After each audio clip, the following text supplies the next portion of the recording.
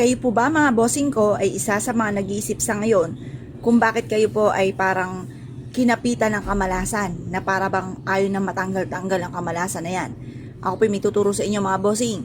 Basta naniniwala ka sa mga ganito mga bossing kasi alam niyo po ba, ang mga tao naniniwala sa mga ganito ay nagiging positibo sa buhay na alam po niya na maaaring kapag ginawa niya po ito, siya ay suswertin o di nga napakaganda ng ganyang mga pananaw sa buhay. Ngayon pa mga bossing, alam niyo po ba kahit anong gusto nyong gamitin pampaswerte ay pwede po yan. Lalo-lalo na yung mga pinapakita ko po sa inyo. Pwede nating gamitin itong pampaswerte.